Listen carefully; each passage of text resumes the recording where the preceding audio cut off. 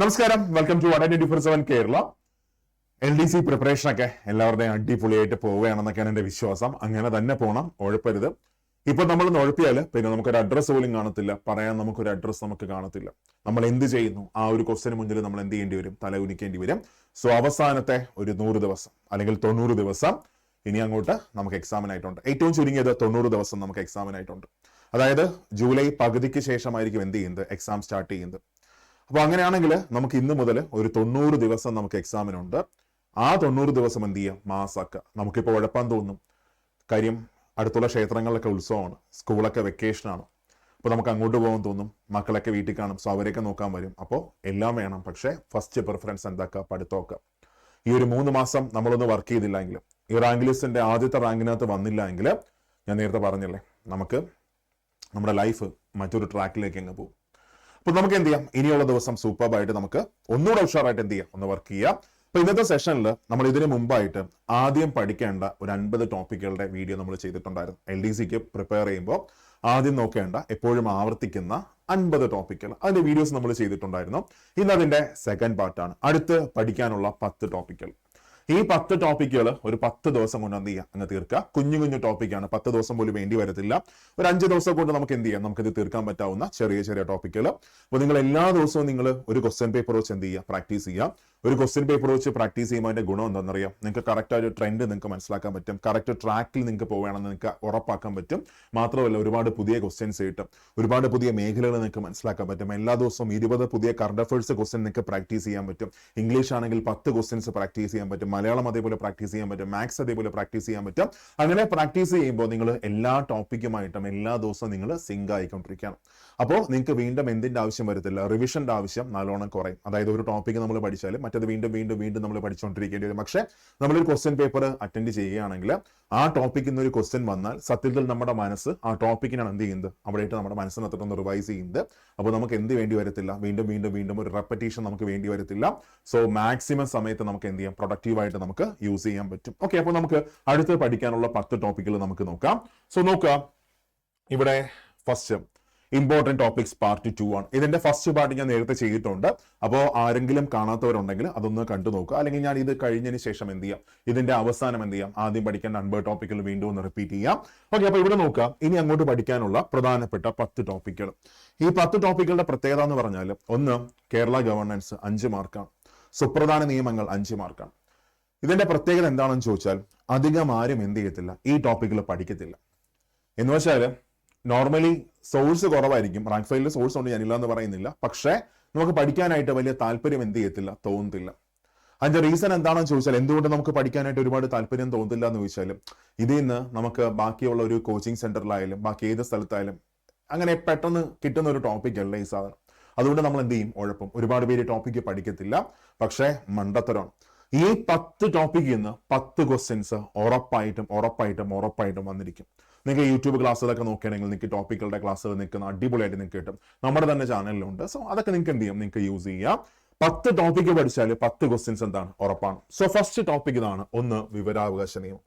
So വിവരാവകാശ നിയമം വരാതെ ഒരു ക്വസ്റ്റ്യൻ എന്ത് ചെയ്യത്തില്ല? പോകത്തില്ല.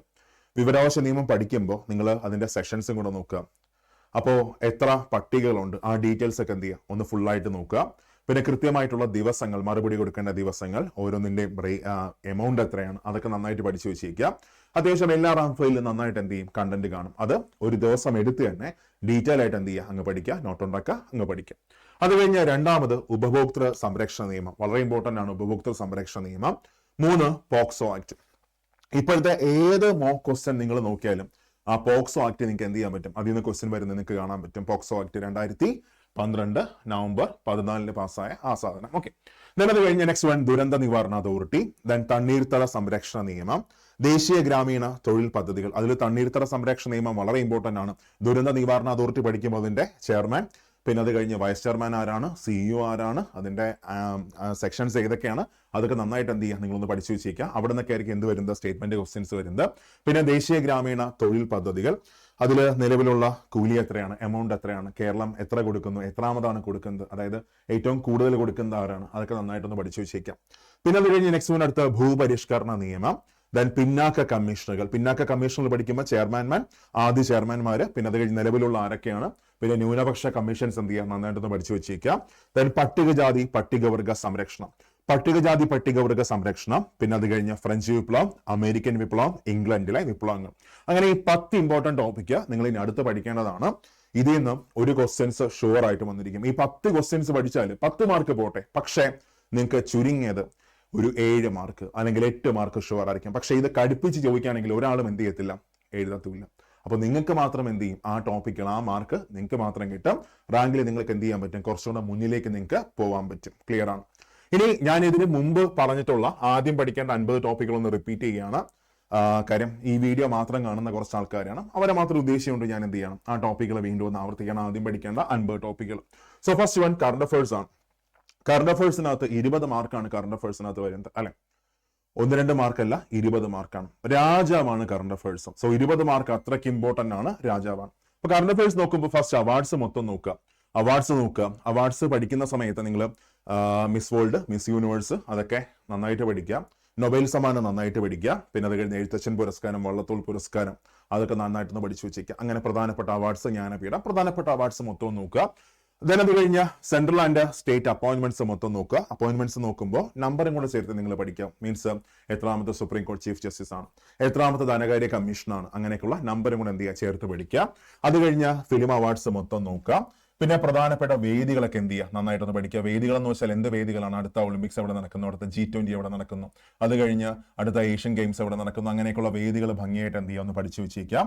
പിന്നെ ലാസ്റ്റ് നടന്ന സ്പോർട്സ് ഇവന്റ്സ്, ഇപ്പൊ ഫോർ എക്സാമ്പിൾ ഏഷ്യൻ ഗെയിംസ്, അത് കഴിഞ്ഞ ക്രിക്കറ്റ് കപ്പ്, വേൾഡ് കപ്പ്, അതൊക്കെ നന്നായിട്ടൊന്ന് പഠിച്ചു വെച്ചിരിക്കാം. അത് കഴിഞ്ഞ് ISROയുടെ റീസെന്റ് ആയിട്ടുള്ള ലോഞ്ചസ് നന്നായിട്ട് പഠിച്ചു വെച്ചിരിക്കാം. പിന്നെ സ്വരാജ് ട്രോഫി നന്നായിട്ട് പഠിച്ചു വെച്ചിരിക്കുക, ഇമ്പോർട്ടന്റ് ആണ് സ്വരാജ് ട്രോഫി. പിന്നെ അത് കഴിഞ്ഞ സെൻട്രൽ ക്യാബിനറ്റ്, സംസ്ഥാന ക്യാബിനറ്റ്. സെൻട്രൽ ക്യാബിനറ്റ് ഇപ്പൊ നോക്കേണ്ട ആവശ്യമില്ല, ഇലക്ഷൻ കഴിഞ്ഞ് വരുമ്പോൾ നോക്കിയാൽ മതി. നേരെ അത് കഴിഞ്ഞ് സംസ്ഥാനങ്ങളിലെ മുഖ്യമന്ത്രിമാരൊന്ന് പഠിച്ചു വെച്ചേക്കുക കറണ്ട് അഫയേഴ്സിനകത്ത്. ഇത്രയും പഠിച്ചാൽ ഇത്രയും ടോപ്പിക്കിൽ ഒന്ന് ഷുവർ ആയിട്ട് നമുക്ക് എന്ത് കിട്ടും, ഒരു ക്വസ്റ്റ്യൻ നമുക്ക് കിട്ടിയിരിക്കും.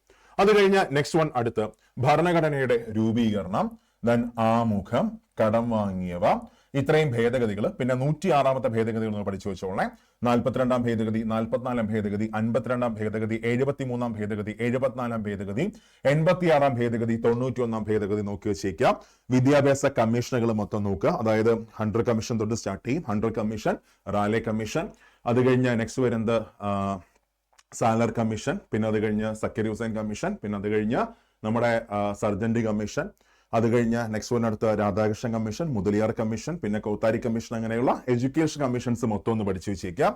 അത് കഴിഞ്ഞ പഞ്ചായത്ത് രാജ് വളരെ ഇമ്പോർട്ടന്റ് ആണ്. പഞ്ചായത്ത് രാജ് പഠിക്കുമ്പോൾ അതിലെ കമ്മീഷൻസും കൂടെ എന്ത് ചെയ്യും, ഒന്ന് പഠിച്ചു വെച്ചേക്കാം. ദെൻ സേവനാവകാശ നിയമം, മനുഷ്യാവകാശ കമ്മീഷൻ, വിവരാവകാശ കമ്മീഷൻ, വനിതാ കമ്മീഷൻ, പിന്നെ ഭരണഘടനയുടെ പ്രധാനപ്പെട്ട അനുച്ഛേദങ്ങൾ, അത് ഇച്ചിരി ഉണ്ട്, സമയമെടുക്കും. അനുച്ഛേദങ്ങള്, പിന്നെ പട്ടികകള്, ഭാഗങ്ങളും കൂടെ എന്ത് ചെയ്യാം, ഒന്ന് പഠിച്ചു വെച്ചേക്കാം. അത് കഴിഞ്ഞ് നെക്സ്റ്റ് വൺ എടുത്ത് ഇന്ത്യയുടെ പ്രധാനമന്ത്രിമാർ, പ്രസിഡന്റുമാർ, പിന്നെ അത് കഴിഞ്ഞ് പ്രധാനമന്ത്രിമാർ, പ്രസിഡന്റുമാർ, അവരുടെ കാലഘട്ടം വ്യക്തമായിട്ടൊന്ന് പഠിച്ചു വെച്ചിരിക്കാം. ഇപ്പൊ ഫോർ എക്സാമ്പിൾ രാഷ്ട്രപതി എടുക്കുകയാണെങ്കിൽ എങ്ങനെയാണ്, 1950 മുതൽ 62 വരെ രാജേന്ദ്ര പ്രസാദ്, 62 മുതൽ 67 വരെ രാധാകൃഷ്ണൻ, 67 മുതൽ 69 വരെ സക്കീർ ഹുസൈൻ, അങ്ങനെ ആ ഒരു കാലഘട്ടം എന്ത് ചെയ്യാം, നന്നായിട്ട് ഓർത്ത് വെച്ചിരിക്കുക. അപ്പോൾ ക്വസ്റ്റ്യൻസ് വേറെ ഏതെങ്കിലും ക്വസ്റ്റ്യൻസ് ചോദിക്കുകയാണെങ്കിൽ, ഫോർ എക്സാമ്പിൾ ഇന്ത്യയുടെ ആദ്യ ആണവ പരീക്ഷണം നടക്കുന്ന സമയത്ത് ഇന്ത്യയുടെ പ്രധാനമന്ത്രി ആരായിരുന്നു, പ്രസിഡന്റ് ആരായിരുന്നു, അപ്പൊ അങ്ങനെയൊക്കെയുള്ള ക്വസ്റ്റ്യൻസ് വരുന്ന സമയത്ത് നമുക്ക് എന്ത് ചെയ്യാൻ പറ്റും, നമുക്ക് പെട്ടെന്ന് അങ്ങ് അറ്റൻഡ് ചെയ്യാൻ പറ്റും. ഓക്കെ, അത് കഴിഞ്ഞ് നെക്സ്റ്റ് വൺ അടുത്ത് ദേശീയഗാനം, ദേശീയ ഗീതം, ഇന്ത്യൻ പതാക, പിന്നെ ഒന്നാം സ്വാതന്ത്ര്യ സമരം, യൂറോപ്യന്മാരുടെ ആഗമനം, ബംഗാൾ വിഭജനം മുതൽ ഭരണഘടനാ നിർമ്മാണ സഭ വരെ, കൂനംകുരിശ് സത്യാഗ്രഹം മുതൽ മയ്യഴി പ്രക്ഷോഭം വരെ, ഐക്യ കേരള പ്രസ്ഥാനം, കേരള പ്രദേശ് കോൺഗ്രസ് കമ്മിറ്റി, ശ്രീനാരായണ ഗുരു, വൈകുണ്ഠ സ്വാമികൾ, അത് കഴിഞ്ഞ് ചട്ടമ്പി സ്വാമി, വാഗ്ഭടാനന്ദൻ, പണ്ഡിറ്റ് കറുപ്പൻ അയ്യങ്കാളി, പിന്നെ തിരുവിതാംകൂർ രാജാക്കന്മാരെ പഠിക്കുമ്പോൾ ഫസ്റ്റ് മാർത്താണ്ഡവർമ്മ നോക്കുക. മാർത്താണ്ഡവർമ്മ നോക്കിയതിന് ശേഷം നിങ്ങൾ ബാക്കിയുള്ള ക്വസ്റ്റ്യൻസ്, പ്രീവിയസ് ക്വസ്റ്റ്യൻസ് മാത്രം പഠിച്ചാൽ മതിയാവും. ലാസ്റ്റ് നിങ്ങൾക്ക് സമയം ഉണ്ടെങ്കിൽ എന്ത് ചെയ്യാം, മൊത്തത്തിലൊന്ന് വായിച്ച് വെച്ചേക്കുക. കാര്യം ഇത് എത്ര പഠിച്ചാലും എന്ത് ചെയ്യും, നമ്മൾ മറന്നു. അപ്പൊ വീണ്ടും നമ്മൾ റിവിഷൻ കൊടുത്തുകൊണ്ടിരിക്കണം, ഒരുപാട് സമയം അങ്ങ് പോകും. സോ അതൊക്കെ അവസാനം മാറ്റി വെച്ചാൽ മതി. എപ്പോഴും മറക്കുന്ന സാധനങ്ങളൊക്കെ എന്ത് ചെയ്യുക, അവസാനം മാറ്റി വെച്ചാൽ മതി. അപ്പോൾ നമ്മൾ എന്ത് ചെയ്യത്തില്ല, റിവിഷന്റെ എണ്ണം കുറയ്ക്കാം, ബാക്കിയുള്ള കാര്യങ്ങൾ നമുക്ക് പഠിക്കുകയും ചെയ്യാം, സമയവും കിട്ടും. ഓക്കെ, അത് കഴിഞ്ഞാൽ നെക്സ്റ്റ് വൺ അടുത്ത് പിന്നെ ജോഗ്രഫി നോക്കുകയാണെങ്കിൽ Periyar, Bharathappuzha, Pamba, Indian forest, Kerala forest, കാറ്റ്, അന്തരീക്ഷം, ഭൂരൂപങ്ങൾ, പിന്നെ സമുദ്രജല പ്രവാഹങ്ങൾ ഇമ്പോർട്ടന്റ് ആണ്, ഭൂമിയുടെ ഘടന, ദേശീയ പതാക, ജലഗതാഗതം, സോറി, ദേശീയ പതാകയല്ല, നാഷണൽ ഹൈവേസ് കേരളം സ്പെസിഫിക് ആയിട്ട് പഠിക്കുക. പിന്നെ റോഡ് സാന്ദ്രത ദൈർഘ്യം കൂടുതലായ സംസ്ഥാനങ്ങൾ ഏതാണ്, കുറവ് ഏതാണ്, സുവർണ്ണ ചതുഷ്കോണം, പിന്നെ അത് കഴിഞ്ഞാൽ ഏറ്റവും നീളം കൂടിയത്, ഏറ്റവും നീളം കുറഞ്ഞത്, അത്രയും മാത്രം പഠിച്ചാൽ മതിയാവും. നാഷണൽ വാട്ടർ വേസ് നമ്മൾ നോക്കുകയാണെങ്കിൽ അതിന്റെ ഇയർ ഒന്ന് ഓർത്ത് വെച്ചേക്കുക. പിന്നെ അത് കഴിഞ്ഞ നെക്സ്റ്റ് വൺ അടുത്ത 1 മുതൽ 5 വരെയുള്ള നാഷണൽ വാട്ടർ വേസ് ഒന്ന് പഠിച്ചു വെച്ചേക്കുക, അത്രയും മതി. പിന്നെ അത് കഴിഞ്ഞ് ഉത്തര മഹാസമതലം, ജലവൈദ്യുത പദ്ധതികൾ, കേരളത്തിന്റെ ഭൂപ്രകൃതി, ഹിമാലയം, ഉപദ്വീപീയ പീഠഭൂമി, തീരപ്രദേശം, കാലാവസ്ഥ, വ്യവസായം, മണ്ണ്, ഇത്രയും നോക്കുക. അത് കഴിഞ്ഞ വൈറ്റമിൻസ്, ബയോളജി നോക്കുകയാണെങ്കിൽ വൈറ്റമിൻസ്, രക്തം, ജ്ഞാനേന്ദ്രിയങ്ങൾ, രോഗങ്ങൾ, രോഗകാരികൾ, കേരളത്തിലെ പ്രധാന ഭക്ഷ്യ കാർഷിക വിളകൾ, അവയുടെ ഗവേഷണ കേന്ദ്രങ്ങളുടെ ആസ്ഥാനങ്ങൾ നോക്കി വെച്ചേക്കാം. പിന്നെ മണ്ണിനങ്ങൾ നോക്കുമ്പോൾ ഓരോ സ്ഥലത്തും പ്രധാനമായിട്ട് കൃഷി ചെയ്യുന്ന ഏതൊക്കെയാണ്, പിന്നെ മിനറൽസിന്റെ പ്രൊഡക്ഷനിൽ മുന്നിൽ നിൽക്കുന്ന സ്റ്റേറ്റ്സ് ഏതൊക്കെയാണ് ഒന്ന് പഠിച്ചു വെച്ചേക്കാം. പിന്നെ കേരളത്തിലെ ആരോഗ്യക്ഷേമ പ്രവർത്തനങ്ങൾ, കരൾ, വൃക്ക, ആറ്റം, അയിരുകളും ധാതുക്കളും, പിന്നെ pH, പ്രകാശം, താപവും ഊഷ്മാവും, ശബ്ദം. പിന്നെ ശബ്ദം. അത് കഴിഞ്ഞ നെക്സ്റ്റ് വൺ അടുത്ത കോശം കലകൾ, അടുത്ത ആവർത്തന പട്ടിക, ഉത്തോലകങ്ങൾ, സിമ്പിൾ ടോപ്പിക്കാണ് ഉത്തോലകങ്ങളൊക്കെ, പെട്ടെന്ന് അങ്ങ് തീരം. ബാങ്ക് നാഷണലൈസേഷൻ, പഞ്ചവത്സര പദ്ധതി, പ്രാഥമിക മേഖല, ദ്വിതീയ മേഖല, തൃതീയ മേഖല, അങ്ങനെ സാമ്പത്തിക മേഖലകൾ. പിന്നെ നേരത്തെ പറഞ്ഞു ദുരന്ത നിവാരണ അതോറിറ്റി ഇമ്പോർട്ടന്റ് ആണ്, തണ്ണീർത്തട സംരക്ഷണ നിയമം, പിന്നെ പോക്സോ ആക്ട്. POCSO act. അപ്പൊ ഇത്രയാണ് ഞാൻ നേരത്തെ പറഞ്ഞ 50 ടോപ്പിക്കുകൾ. ഇതിൽ എക്സ്ട്രാ പഠിക്കേണ്ട ഉറപ്പായിട്ടുള്ള 10 ടോപ്പിക്കുകളാണ് ഞാൻ ഫസ്റ്റ് പറഞ്ഞേക്കുന്നത്. അപ്പൊ ഇത്രയും ടോപ്പിക്കുകൾ നിങ്ങൾ പഠിക്കാം. ഇനി നിങ്ങൾ ഈ ഒരു ന്യൂസ് കണ്ടു കാണും, ഒഴിവുകളുടെ പെരുമഴ. 1.10, അതായത് 1,10,000 ജീവനക്കാരാണ് 2023 മുതൽ 27 വരെയുള്ള അടുത്ത 5 വർഷത്തിനുള്ളിൽ സർക്കാർ സർവീസിൽ നിന്ന് വിരമിക്കുന്നത്. സോ 2023 21,000, 24 21,600, 25 22,185, 2026 23,424, 2027 23,714 എന്നിങ്ങനെയാണ് വിരമിക്കുന്നവരുടെ എണ്ണം. ഇതിന്റെ ഫലമായി ഉണ്ടാകുന്ന ഒഴിവുകളിൽ 50% LD ക്ലർക്ക് തസ്തികകളാണ് പ്രതീക്ഷിക്കുന്നത്. ഇത് നടക്കാൻ പോകുന്ന പരീക്ഷകളിലൂടെ റാങ്ക് ലിസ്റ്റിൽ കിടക്കുന്നവർക്കാണ് മുകളിൽ പറഞ്ഞ ഒഴിവുകളുടെ ഗുണഫലം ലഭിക്കാൻ പോകുന്നത്. ഇത്രയൊന്നും നിങ്ങൾ എടുക്കണ്ട. ഈ കാണിക്കുന്ന ന്യൂസ് കുറേയൊക്കെ എന്താണ്, തള്ളാണ്. അപ്പോ ഇത്രയും നിയമനങ്ങളൊന്നും എത്തില്ല, പക്ഷെ നടക്കത്തില്ല. പക്ഷെ നിങ്ങൾ എപ്പോഴും ഓർക്കേണ്ട കാര്യം എന്താണ്, PS നടത്തുന്ന പരീക്ഷകളിൽ ഏറ്റവും അധികം നിയമനം നടക്കുന്നത്, PS നടത്തുന്ന പരീക്ഷകളിൽ ഏറ്റവും അധികം നിയമനം നടക്കുന്ന ഏതിനാണ്? LDCക്ക് ആയിട്ടാണ്. LD ക്ലർക്കാണ് ഏറ്റവും അധികം നിയമനം നടക്കുന്നത്. ഫോർ എക്സാമ്പിൾ, ഇപ്പൊ LD ക്ലർക്ക് എന്ന് പറയത്തില്ല, ക്ലർക്ക് എന്ന് മാത്രമേ പറയത്തുള്ളൂ. പണ്ടുതൊട്ട് പറഞ്ഞ ശീലത്തിൽ പറഞ്ഞാണ്. ഓക്കെ, കാര്യം 14 ജില്ലകളിലായിട്ട് 10,000+ വേക്കൻസിയാണ് ഇതിലൂടെ എന്ത് ചെയ്യുന്നത്, ഫില്ലായി പോകുന്നത്.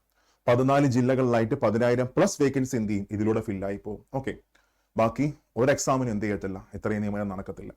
അപ്പൊ ഞാൻ എപ്പോഴും പറയുന്ന ഒരു ഡയലോഗ് ഉണ്ട്, അത് വീണ്ടും ആവർത്തിക്കുന്ന ബോറാണെന്ന് എനിക്കറിയാം. പക്ഷെ അതിനൊക്കെ നല്ലൊരു മോട്ടിവേഷൻ ഇല്ല. നമ്മൾ LDC പഠിക്കാനിരിക്കുമ്പോൾ നമ്മുടെ മനസ്സിലേക്ക് വരേണ്ട എന്താണ്, നിങ്ങൾ ഇപ്പോൾ ഉഴപ്പിയാൽ നിങ്ങളുടെ കയ്യിൽ നിന്ന് പോകുന്ന എത്ര വർഷങ്ങളാണ്? 5 വർഷങ്ങളാണ്. അതായത് ഒരു കുട്ടിക്ക് ഇപ്പോൾ LDC കിട്ടിയില്ലെങ്കിൽ അടുത്ത LDCയുടെ റാങ്ക് ലിസ്റ്റ് വരുന്നത് 2028 അടുത്ത റാങ്ക് ലിസ്റ്റ് വരുന്നത്. എത്ര നന്നായിട്ട് പഠിച്ചാലും ആ വർഷം ജോലി കിട്ടണമെന്നില്ല. ചിലപ്പോൾ 2029 ആവും ജോലി കിട്ടാനായിട്ട്. വർഷം ഇപ്പോൾ 2024 ആയിട്ടുള്ളൂ. ഒന്ന് ഉഴപ്പയാണെങ്കിൽ ഈ റാങ്ക് ലിസ്റ്റ് കയറാൻ പറ്റത്തില്ല. അടുത്ത റാങ്ക് ലിസ്റ്റ് 2029. വർഷം ഇപ്പോൾ എത്ര ആയിട്ടുള്ളൂ? 2024, 2029. 5 വർഷം കയ്യിൽ നിന്ന് പോയി കിട്ടും. 5 വർഷം കയ്യിൽ നിന്ന് പോയി കിട്ടും. ഓക്കെ, അപ്പോൾ അങ്ങനെ വിട്ടുകൊടുക്കരുത്. ഓക്കെ, ഒരു ഗവൺമെന്റ് ജോലിയുടെ പ്രത്യേകത, വലിയ ശമ്പളമൊന്നും LD ക്ലർക്കിന് കിട്ടത്തൊന്നുമില്ല. ഇന്ന് ഒരു പ്രൈവറ്റ് സെക്ടറിൽ നിങ്ങൾക്ക് നല്ല ക്വാളിഫിക്കേഷൻ ഉണ്ടെങ്കിൽ ചിലപ്പോൾ ഇതിനേക്കാളും നല്ല ശമ്പളം നിങ്ങൾക്ക് കിട്ടും. 50,000 കിട്ടാം, 60,000 കിട്ടാം, 70,000 കിട്ടാം, 1,00,000 കിട്ടാം. പക്ഷെ ഒരു ഗവൺമെന്റ് ജോലി നമുക്ക് തരുന്ന സാധനം എന്താണ്? ഒരു ഗവൺമെന്റ് ജോലി നമുക്ക് തരുന്നത്, എവിടെയും പോയി തലയുയർത്തി നമുക്ക് നിന്ന് പറയാൻ പറ്റും ഇന്ന സ്ഥലത്ത് വർക്ക് ചെയ്യും. മാത്രമല്ല സെക്യൂരിറ്റിയാണ്. ഒരു പ്രൈവറ്റ് സെക്ടറിൽ നമുക്ക് എത്ര കാലം കഴിവുണ്ടോ അത്രയും കാലം നമുക്ക് എന്ത് ചെയ്യാൻ പറ്റത്തുള്ളൂ, നിൽക്കാൻ പറ്റത്തുള്ളൂ. പക്ഷെ ഇവിടെ അങ്ങനെയില്ല. നമ്മുടെ 60 വയസ്സ് വരെയുള്ള വർഷങ്ങൾ സേഫാണ്. അത് കഴിഞ്ഞ് പെൻഷൻ നമുക്ക് കിട്ടും. അതിനുശേഷം നമ്മൾ മരിച്ചാലും ഭാര്യയ്ക്കോ ഭർത്താവിനോ അതിന്റെ പെൻഷൻ കിട്ടും. ജീവിതം സെക്യൂറാണ്. അപ്പൊ ഇന്നത്തെ ഇത് മാത്രമല്ല നോക്കേണ്ടത്, നാളെയും എല്ലാവർക്കും ഒരു ജീവിതമുണ്ട്. അപ്പോൾ അതെന്ത് ചെയ്യുക, നന്നായിട്ട് നിങ്ങൾ യൂസ് ചെയ്യുക, നന്നായിട്ട് നിങ്ങൾ പഠിക്കുക അതിന് വേണ്ടിയിട്ട്. ഇനിയുള്ള ദിവസങ്ങൾ എന്താ പറയുക, പ്രധാനപ്പെട്ട ടോപ്പിക്കിൽ ഫസ്റ്റ് പ്രാധാന്യം കൊടുക്കുക. എത്രത്തോളം ടോപ്പിക്കിൽ പഠിച്ചു തീർക്കാൻ പറ്റുമോ അത്രത്തോളം തീർക്കുക. ഏറ്റവും പ്രധാനപ്പെട്ട കാര്യം ക്വസ്റ്റ്യൻ എന്ത് ചെയ്യുക, പ്രാക്ടീസ് ചെയ്യുക. ക്വസ്റ്റ്യൻ പേപ്പർ പ്രാക്ടീസ് ചെയ്യുക. ഒരു ദിവസം ചുരുങ്ങിയത് ഒരു ക്വസ്റ്റ്യൻ പേപ്പറെങ്കിലും നിങ്ങൾ എന്ത് ചെയ്യുക, പ്രാക്ടീസ് ചെയ്യുക. എന്നാലേ നമുക്ക് എന്ത് ചെയ്യാൻ പറ്റത്തുള്ളൂ, നമുക്കൊന്ന് അപ്പ് ചെയ്യാൻ പറ്റത്തുള്ളൂ. നമുക്ക് കൃത്യമായിട്ട് നമുക്ക് മനസ്സിലാക്കാൻ പറ്റത്തുള്ളൂ. നമ്മുടെ കുറവുകൾ നമുക്ക് മനസ്സിലാക്കാൻ പറ്റത്തുള്ളൂ. ഓക്കെ, അപ്പോൾ അതിന് വേണ്ടിയിട്ട് എന്ത് ചെയ്യുക, നല്ലോണം വർക്ക് ചെയ്യുക.